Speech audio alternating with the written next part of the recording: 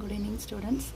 இன்றைக்கி நான் எந்த தலைப்பு பேச போகிறேன்னா, கோபம் வந்து நம்ம யார்கிட்டையும் கோவப்படக்கூடாது அப்படின்றதான். எல்லாருக்குமே கோபம் வரும், நான் இல்லைன்னு சொல்லலை. பட் ஆனால் வந்து முடிஞ்ச வரைக்கும் சொல்கிறேன், கோபப்படாதீங்க. கோபப்படுறனால நம்மளோட ஹெல்த்து தான் ஃபஸ்ட்டு ஸ்பாயில் ஆகும். அதாவது ஒரு பழமொழி கூட சொல்லுவாங்க, ஆத்திரக்காரனுக்கு புத்தி மட்டு அப்படின்னு சொல்லுவாங்க. ஸோ நம்ம வந்து ரொம்ப கோவப்படுறோம் செய்கிறோம் அப்படின்னா நம்மளால் கரெக்டாக ஒரு டிசிஷன் வந்து அப்போ எடுக்கவே முடியாது. ஸோ அதனால் வந்து கோவத்தில் வந்து சில பேர் வார்த்தைகளை நிறையா விடுவாங்க, என்ன பிஹேவ் பண்ணுறோன்னே தெரியாது, ஒரு மாதிரி முரட்டுத்தனமாலாம் பிஹேவ் பண்ணுவாங்க. ஸோ நான் என்ன சொல்ல வரேன்னா, இந்த கோபன்றதே வேண்டான்றேன் நான். சில பேர் வந்து எனக்கு கோவம் ரொம்ப அதிகமாக வருது அப்படின்னு சொல்லி நீங்கள் ஃபீல் பண்ணுறீங்க அப்படின்னா அதுக்காக நீங்கள் மெடிடேஷன் மாதிரி பண்ணுங்க நீங்கள்.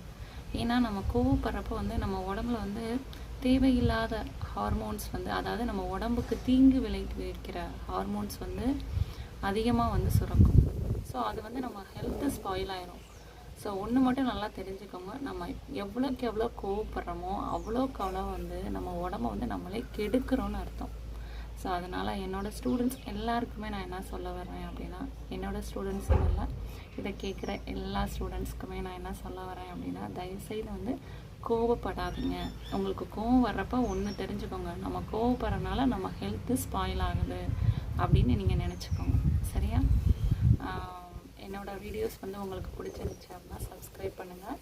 Thank you everyone.